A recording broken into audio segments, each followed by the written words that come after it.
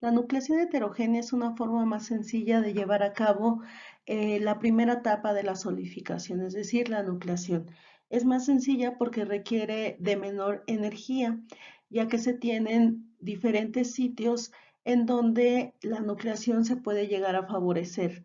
Tenemos paredes de nuestro molde, puede haber inclusiones, algún tipo de interfase, toda la parte superficial, tanto de nuestro molde como de alguna partícula, en general alguna escoria, impurezas que pueden servir como sustratos que favorezcan la nucleación del líquido y ayuden al crecimiento también y el incremento de fase sólida. Algunos de los factores que determinan la efectividad de la nucleación heterogénea, si estamos hablando principalmente de la adición de algún tipo de agente, es decir, algún agente inoculante, en general alguna aleación maestra, es principalmente la afinidad, la estructura que se tenga, una posible simetría. También dependen cuestiones un poco más definidas como lo sería la red cristalina de la gente. También el tamaño de las partículas sobre las cuales se favorecerá la nucleación, ya que si estas son muy pequeñas, podría darse el caso que un incremento de temperatura del baño metálico permita su disolución.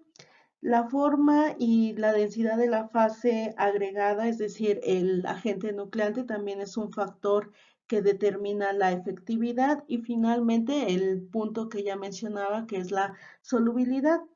La nucleación heterogénea en general se realiza con ayuda de superficies que ya están presentes o con la ayuda de alguna imperfección en nuestro molde. También va a depender del ángulo de contacto entre la fase que nuclea y la superficie donde ocurre o ocurrirá la nucleación. Vamos a tener, en el caso de la nucleación heterogénea, tres principales fases que van a contribuir en el cálculo de la energía necesaria para llevar a cabo este tipo de nucleación. Primeramente, el líquido que es el que cambiará de fase para sólido y algún tipo de impureza que podríamos situarla principalmente en la superficie de nuestro molde o de nuestro crisol. Bueno, en la superficie de nuestro molde. A diferencia de la nucleación homogénea, la nucleación heterogénea requiere de bajos subenfriamientos. ¿Por qué? Porque no necesitamos alcanzar la fuerza motriz teórica, es decir, el subenfriamiento teórico, para que comience la nucleación, ya que tenemos sitios que, como ya se mencionó, van a favorecer o van a ayudar a que comience esta parte del proceso de solidificación. En general, podríamos decir que el orden del subenfriamiento está por abajo de los 10 grados centígrados y que en general un delta T, un subenfriamiento para este tipo de nucleación estará en alrededor de 0.005 la temperatura de fusión de nuestro material.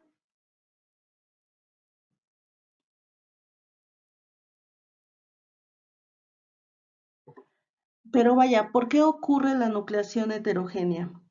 Porque incluso en materiales que consideramos puros, metales puros, se llega a presentar la nucleación heterogénea? Pues vaya, los materiales puros o metales puros no siempre alcanzarán la pureza teórica, siempre tendrán pequeñas cantidades de elementos, de ciertos aliantes que modificarán la temperatura de nucleación. Para manejar las condiciones teóricas de una nucleación homogénea, hablábamos de subenfriamientos considerables, subenfriamientos de 50, 100, 150 grados, es decir, disminuir esta temperatura, la temperatura de fusión 100, 150 grados para alcanzar las condiciones homogéneas. En la práctica, pues sabemos que los materiales no son puros y siempre tendremos estas impurezas. Al formarse cristales sobre estas pequeñas impurezas, sobre estas heterogeneidades, parte de su energía superficial suministra la energía necesaria para la formación de un nuevo núcleo. Con esto, pues obviamente se reduce el valor de la energía superficial, ya que a una cierta temperatura crítica se formará un cierto número de núcleos por unidad de volumen. La energía de activación promedio para alcanzar la formación del núcleo a esta temperatura se va a calcular con ecuaciones semejantes a las que ya mencionábamos en la parte homogénea. En la práctica, los subenfriamientos que se manejan tanto a nivel industrial como en los laboratorios son bajos, los subenfriamientos son pequeños, como mencionábamos. Para obtener tanto la energía necesaria para la formación de estos núcleos como la probabilidad de encontrarlos o la velocidad de nucleación, la velocidad a la que se forman, se realiza un balance de fuerzas, es decir, un balance de la energía de tipo superficial en la área de contacto, en la zona de contacto entre las fases que vamos a tener para este caso, que sería el molde o la superficie sobre la cual se está formando la fase sólida como tal y el líquido. Las expresiones que se muestran manejan ese balance en términos de que está relacionando tanto el ángulo de contacto como estas energías. La primera energía es la energía libre de superficie de nuestro molde, que es obviamente esta energía, que es lo referente a un sustrato o una partícula, en este caso específico, sería la pared de nuestro molde. La siguiente energía libre de tipo superficial es la que se da entre el sólido y el líquido. Es decir, entre, pues obviamente, el sólido que se ha formado y el líquido que lo está envolviendo. Y la última sería la energía libre de superficie entre el molde y nuestro sólido, es decir, esta zona interfacial, esta zona de contacto íntimo. A partir de la primera expresión podemos obtener el ángulo de contacto y obviamente a partir de este ángulo podemos llegar a tener pues una posible formación, una formación favorecida o no favorecida, es decir, tendiendo a la homogeneidad o a la heterogeneidad. Como podemos observar en la imagen, para el caso de la figura A, con ángulos de contacto por abajo de 90, estamos viendo que el sólido que se ha formado o la fase nucleante que se ha generado se ha extendido sobre la superficie del molde, es decir, hay una mayor zona de contacto entre estos. Para ángulos de contacto entre 90 y 180 grados ya tenemos una fase nucleante con una menor área de contacto y también podríamos mencionar que la energía superficial es mayor para este caso. Finalmente, en el último caso, cuando el ángulo es de 180 grados, es decir, prácticamente no hay contacto íntimo entre el molde y la fase nucleante, el contacto primordial se da entre el sólido y el líquido. Primeramente, hay mucha más posibilidad de que este núcleo se redisuelva, ya que estamos hablando de que en la interfase puede existir una disolución o una refusión de el núcleo o el embrión que se ha formado, y en segunda, pues obviamente estaríamos hablando del caso homogéneo. En la presente imagen podemos ver la relación entre la energía y el tamaño del núcleo, hemos dicho la energía libre de Gibbs, su cambio en función del radio de nuestro núcleo. Y también tenemos el efecto del ángulo de contacto que ya mencionábamos. Para el primer caso, cuando θ es igual a 180, estamos hablando del caso homogéneo, donde para que se dé ese cambio de fase tiene que formarse el núcleo como tal, la esfera como tal. A medida que disminuimos el ángulo de contacto, estamos reduciendo la energía superficial y por tanto hay una caída en cuanto al cambio en la energía libre de Gibbs. Para un caso de 120 grados, ya no se forma toda la esfera, sino va formándose un casquete en función de la disminución del ángulo de contacto. El casquete es menor. Hay que considerar algo muy importante. El radio del núcleo que se está formando es el mismo. El radio es el mismo. Lo que cambia o la diferencia primordial entre el caso homogéneo y el caso heterogéneo es que para el caso homogéneo estoy formando toda la esfera, y para el caso heterogéneo únicamente estoy formando una parte de esa esfera. El resto obviamente no se forma, ya que no requiero completar el volumen, únicamente un casquete de este volumen para que comience la nucleación. Mencionábamos previamente que el radio para el caso homogéneo y el caso heterogéneo no presenta un cambio en términos de la ecuación a emplear. Esto es decir, en otras palabras, que el sustrato por sí mismo no afecta el radio crítico del núcleo, sino que su efecto estará sobre el volumen crítico. Otra cuestión a mencionar es que este radio crítico y el ángulo de contacto que ya veíamos están de hecho desacoplados, es decir, son parámetros independientes. El ángulo de contacto se asume que es también independiente, por tanto, del delta T, es decir, del subenfriamiento. El radio crítico, por otro lado, sí depende del delta T y de la energía superficial. ¿Dónde vamos a ver el efecto del ángulo de contacto? Veamos primeramente lo que se conoce como el factor geométrico, f de θ, en donde yo podré relacionar la barrera termodinámica versus el ángulo de contacto.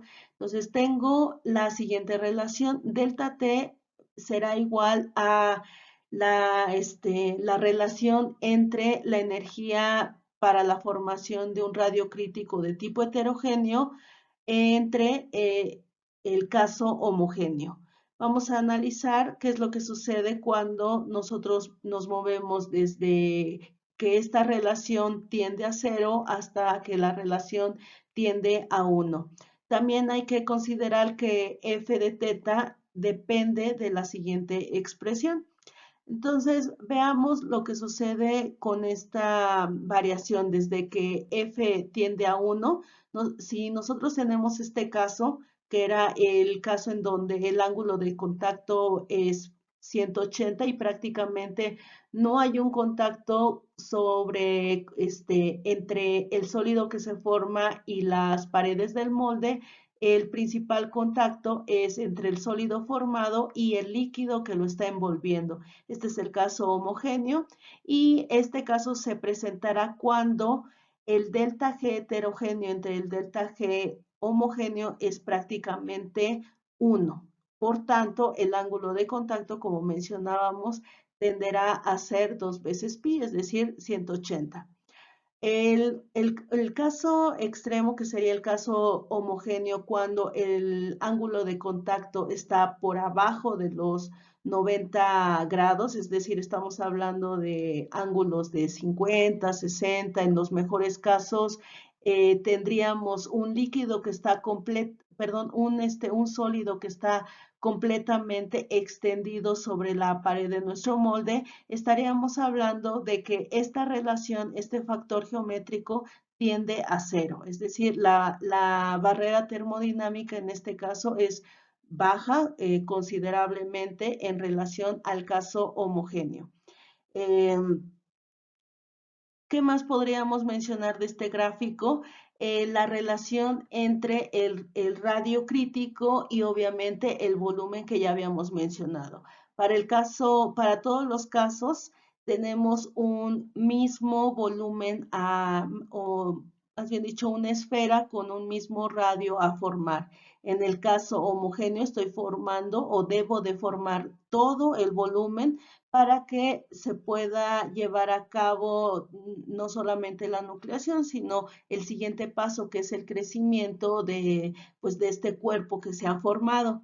Para una caída en términos del ángulo de contacto, únicamente tendría que formar una parte de ese volumen. Estoy disminuyendo el volumen a formar. El radio no está cambiando, únicamente el volumen. Y finalmente, para ángulos muy bajos, solamente formo el casquete que ya mencionábamos. El radio sigue siendo lo mismo, pero el volumen crítico es muy bajo en relación al caso homogéneo.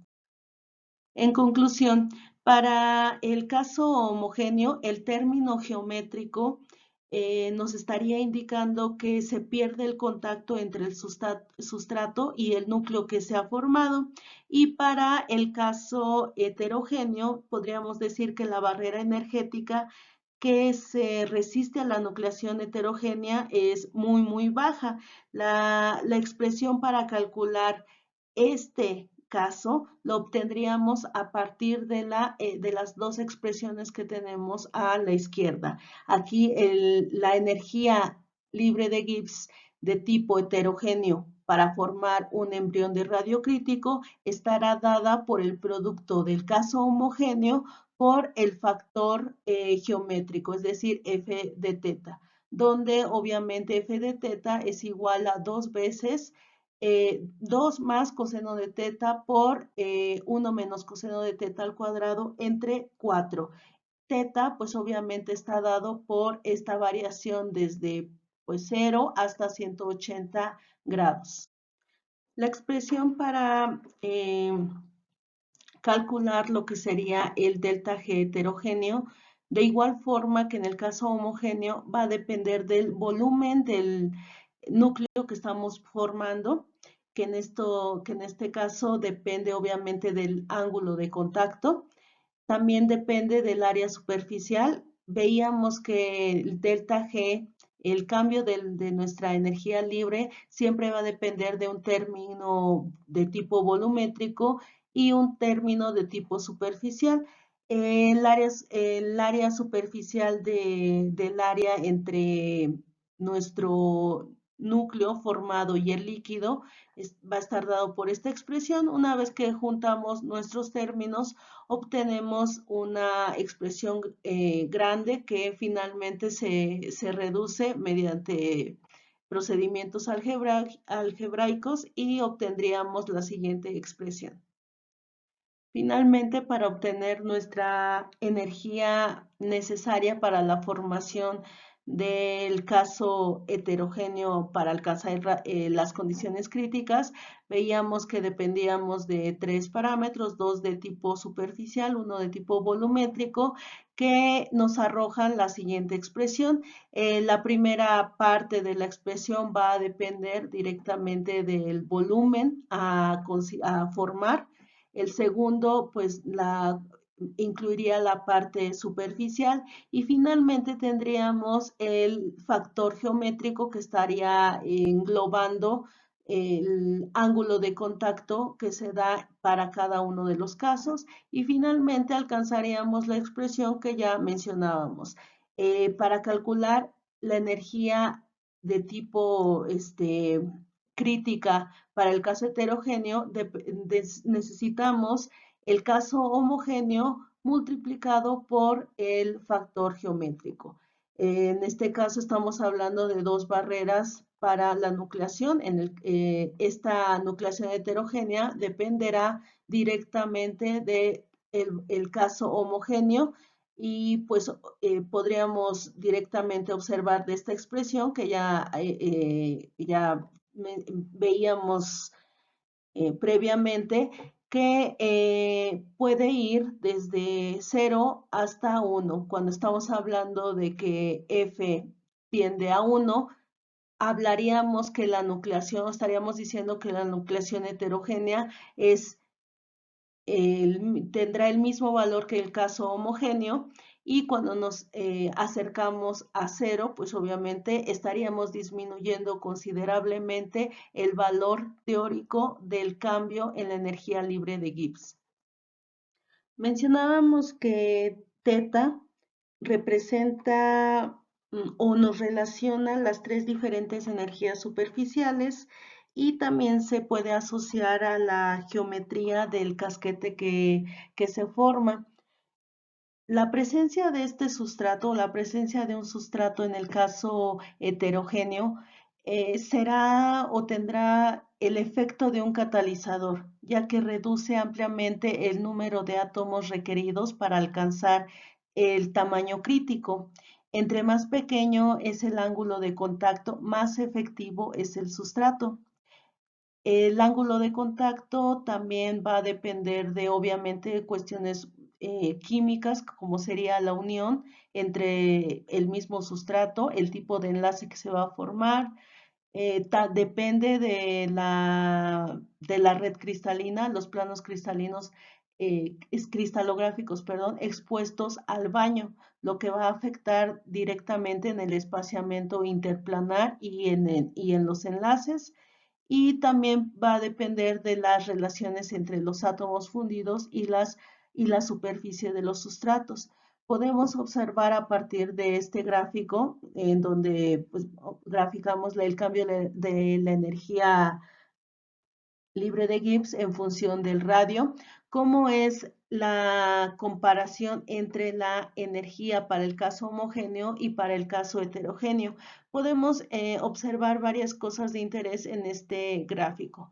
Primeramente, las líneas punteadas son las energías asociadas a la parte superficial, a la energía superficial y a la energía volumétrica que manejábamos en el caso anterior.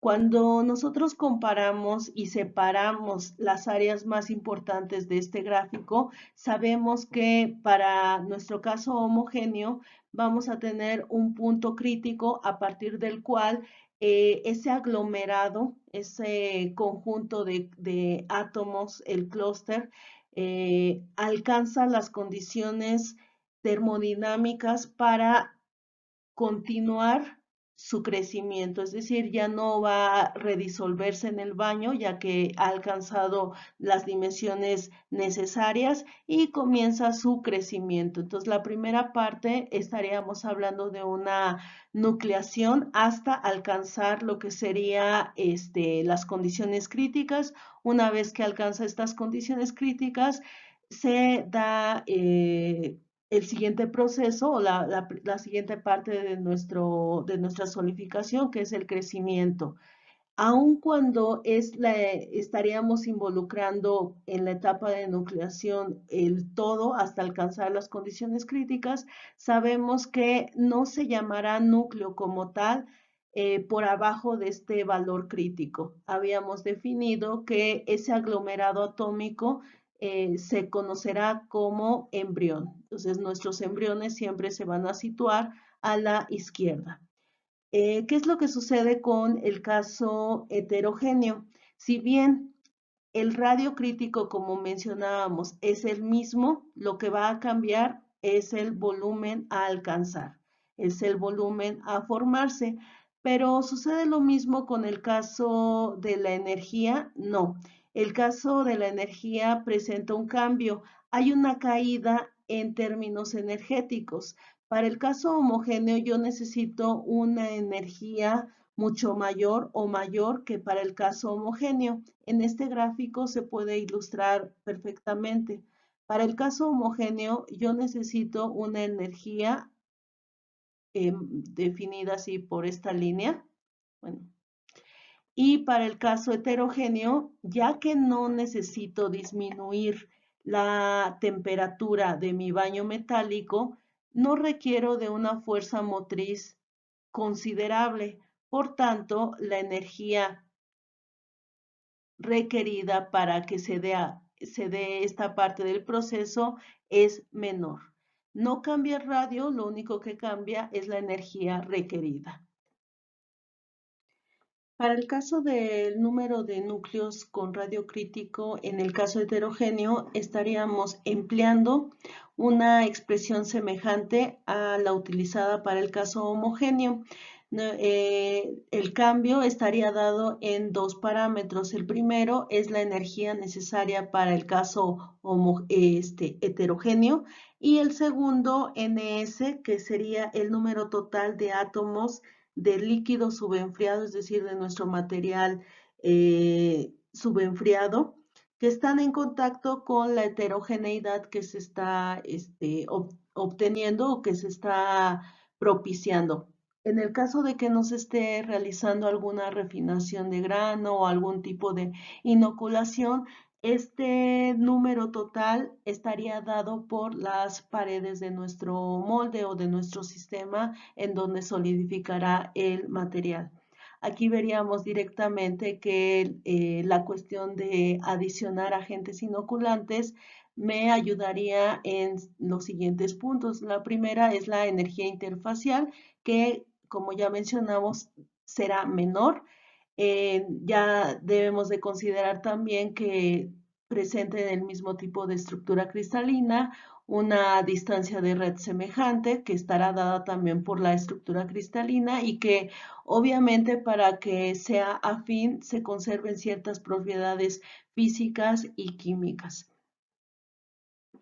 En el caso de la velocidad de nucleación, mencionábamos que la velocidad de nucleación se puede entender como la probabilidad de tener una cierta energía, es decir, una energía delta G crítica, y un átomo que esté dispuesto a la nucleación. Entonces dependemos de esos dos. Primeramente que tengamos el material, el átomo, y que alcancemos la cuestión termodinámica para que se dé lo que es la velocidad de nucleación. La formación de los embriones, de los aglomerados, se va a relacionar con la velocidad de aparición de estos núcleos y como mencionábamos, se tendrá una distribución poblacional de los embriones, es decir, que tendremos embriones de distintos tamaños. Aquí no, el tamaño, pues más que nada estará dado por el volumen que se está alcanzando. Si bien, pues todos estarían o inicialmente estarían nucleando en las paredes de nuestro molde, a lo mejor alguna protuberancia o alguna discontinuidad en las paredes de nuestro molde puede propiciar más la formación que en alguna otra zona. Para calcular esta velocidad de nucleación heterogénea, pues tenemos una expresión muy semejante al caso homogéneo. En este caso, cambiamos la energía del caso homogéneo por la del caso heterogéneo. Sabemos que aquí directamente nos está relacionando el caso heterogéneo porque tenemos el factor geométrico, es decir, F de teta. También dependemos nuevamente de la constante de Boltzmann y de la temperatura de nuestro baño metálico. Esta expresión de la velocidad de nucleación se puede manejar también de otra forma en términos de quién, del subenfriamiento. En esta siguiente expresión tenemos no la energía, el delta G, sino una constante y tenemos el factor geométrico. De igual forma, tenemos la temperatura de nuestro baño, pero en esta ocasión ya tenemos el subenfriamiento.